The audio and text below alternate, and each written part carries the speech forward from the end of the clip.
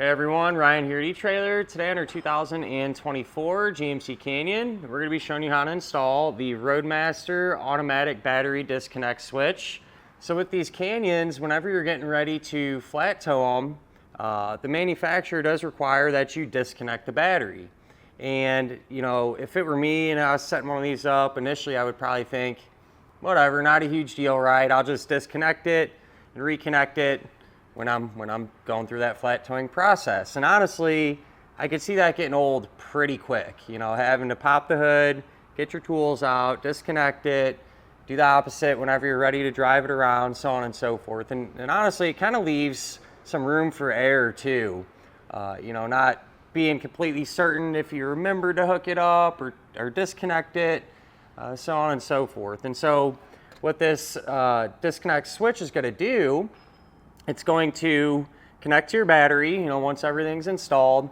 And as opposed to having to actually unhook everything, when you go to disconnect or reconnect, all you're going to have to do is simply just push a button. Inside of our vehicle, this is where we have our button mounted up. So it's out of the way. You're not going to accidentally bump into this or anything, but it's easy to get to, right? And it looks clean. You know, it doesn't really look out of place by any means inside of the Canyon here.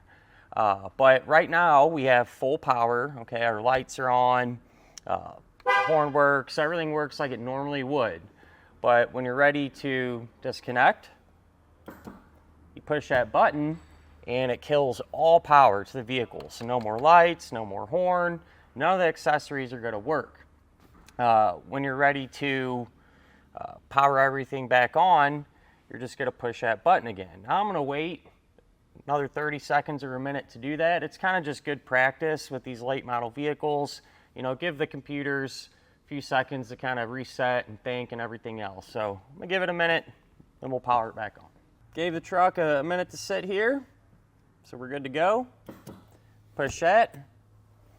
You know, everything takes a couple seconds usually, but now our lights are back, our horn's working, you know, all the accessories are powered right back up as if you never disconnected the battery in the first place. And so, you know, when you're setting up all your flat tow stuff, there's a lot of things to worry about, right, and remember. And so having this button here is just going to make that whole entire process much more simple and straightforward and save you some time. This part here, this is what's going to be responsible for making all this happen, right? This is a solenoid.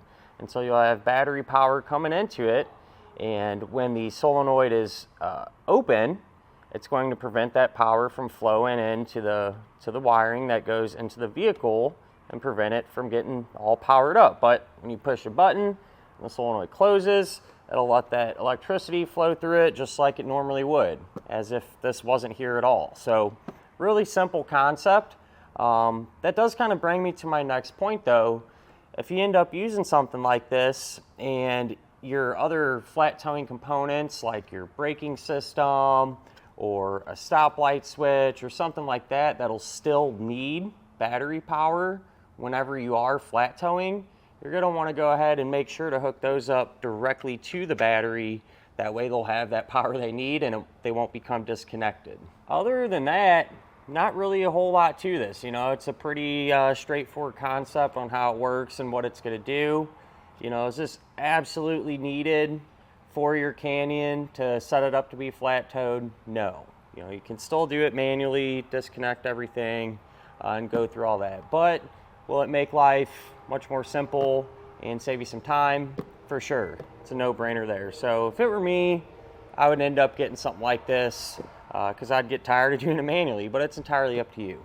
Now, as far as installation goes, it's really not complicated per se. It is a little time consuming though, just trying to get everything set up and run some wires and everything else, but definitely doable. If this is something that you're not comfortable dealing with, don't have the time or don't like, you know, messing with electrical components, I definitely understand that. You can always use our dealer locator network to hopefully find a shop that can do it for you. So that's always an option. But if you're doing this yourself, feel free to hang around. We'll go ahead and get started on it now.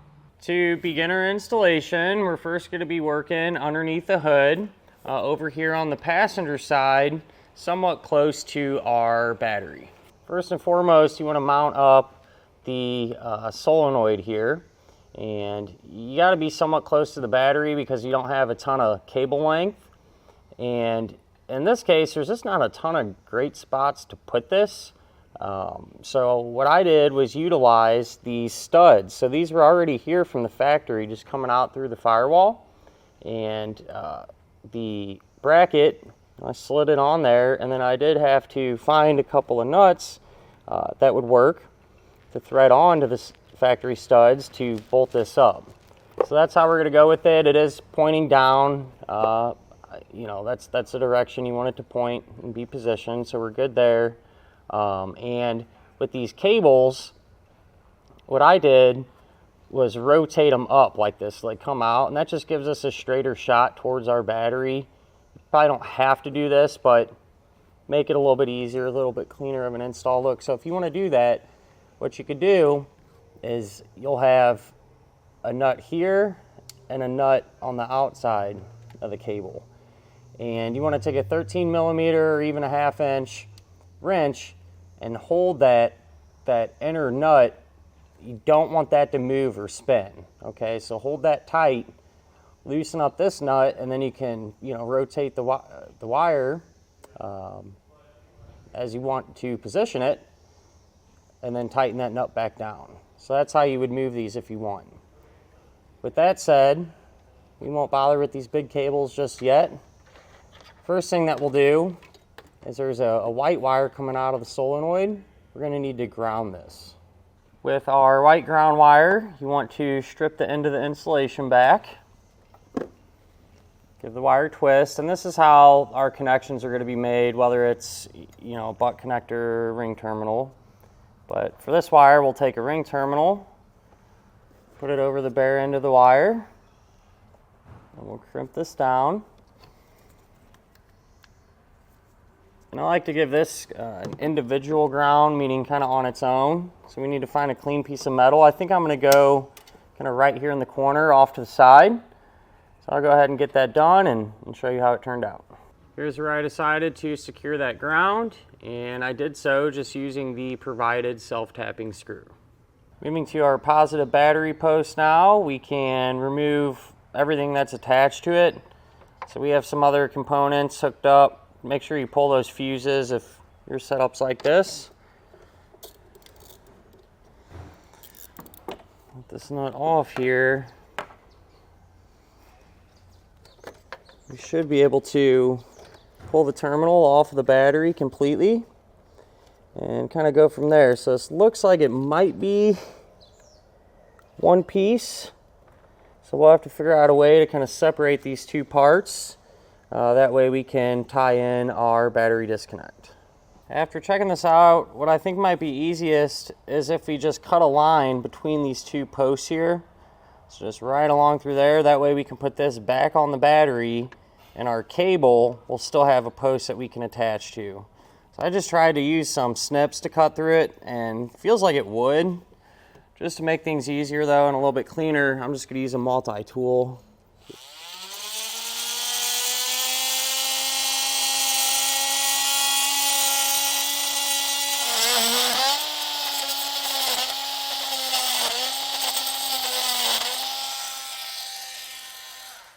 We have our two pieces now. You want to hold on to this one because we will put that back on the battery terminal. For the time being though, we're going to deal with this piece. This is our battery cable. And you can take the wire coming from our solenoid that's labeled battery cable, and it's not a bad idea either to just take a quick look at the diagram and the instructions and make sure that the stickers are placed properly on the cable. You know, it's one of the things easy to get mixed up, so verify that. So battery cable wire we'll put to here. What I'm going to do, they give you a big piece of heat shrink tubing. I'm going to put that on our wire first. And then I just took the star washers from the included hardware. We'll put one right there. take that end, put it over our factory cable, do another star washer, and then we can grab the factory nut, thread that on, get it snug down here.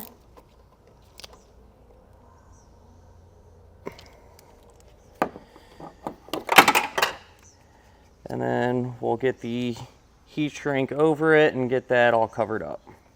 With this heat shrink, it is a tight fit, you know, but I was able to slide it over all the exposed metal and use a heat gun to seal everything up.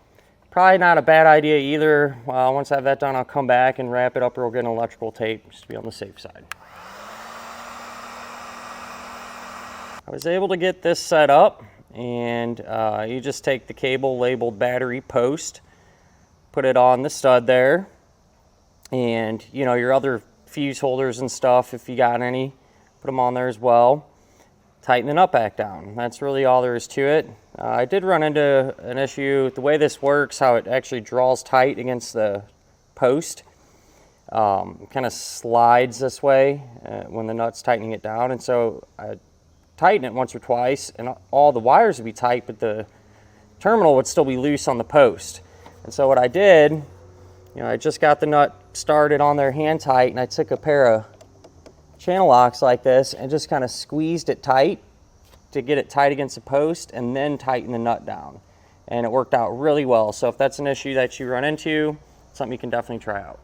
Moving over to our solenoid now, we have another wire coming out of it, and there's a fuse holder. Make sure the fuse is not installed in it. We'll do that at the very end once it's all hooked up. But this gray wire needs to run inside of our truck. So I just have it running through here, and it's just loosely routed now. Again, at the end, once we make sure it all works, I'll come back and zip tie it and clean it up. But route this over towards the driver's side, and when you're doing this, you know, be sure to do your best to avoid any hot or moving parts.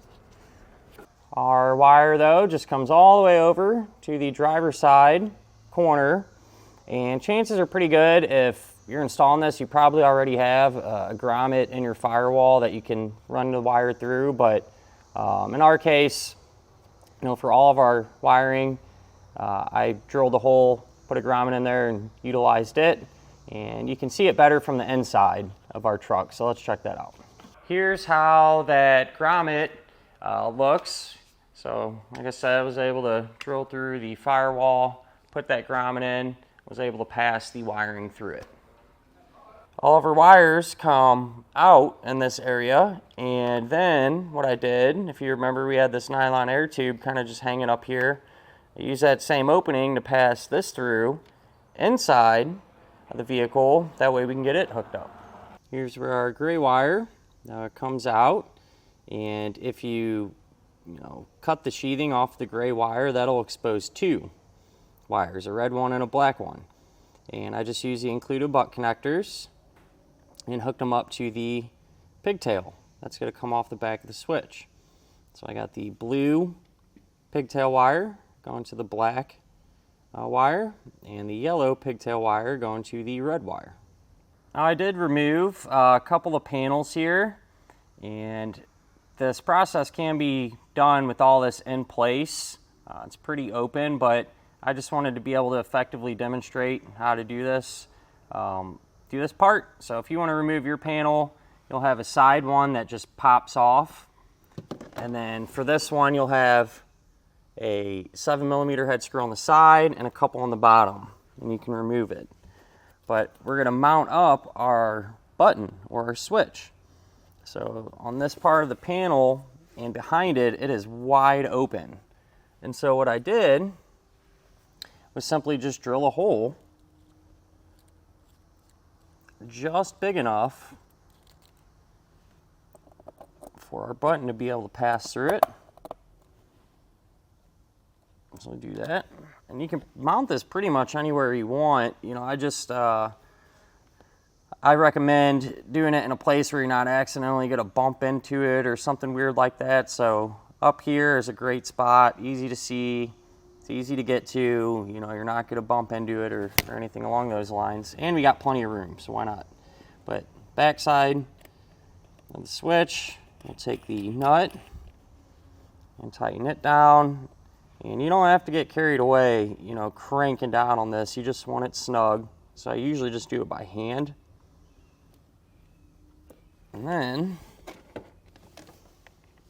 the pigtail to plug into the back of it here. Before we start to put everything back together, you know, I just want to test everything to make sure that it works. And so I went under the hood, took the included 7.5 amp fuse, put it into the fuse holder, and we can go from there. So right now we have our interior lights on. If I hit the horn, we got power there, and everything will work like it normally would, right? So when I push this button, it should completely disconnect everything. I push that, the dash lights turned off, the interior lights turned off. I have no horn or anything like that. And with these late model vehicles, you know, I want to make sure everything will power back on as well. But with these late model vehicles, it's not a bad idea to give it a minute, kind of let the computer do its thing before you just send power right back to it. After a minute or two, we'll power everything back on. And I'm curious too, because some of these later vehicles, when I do this, we'd have the horn start going, the alarm and stuff start going off. So we'll see if it does it on this vehicle. So everything clicked. Our alarm's definitely not going off, but we do have our interior lights back. Our dash lights are coming back on. Horn works. And so we have all the power back like we should. Now that we know we're in good shape, we can come back, clean up all of our wiring, you know, zip tie it, make it look good, and get everything back together the opposite way that we removed it. But with that done, that'll finish up our look at and our installation of the Roadmaster automatic battery disconnect switch on our 2024 GMC Canyon.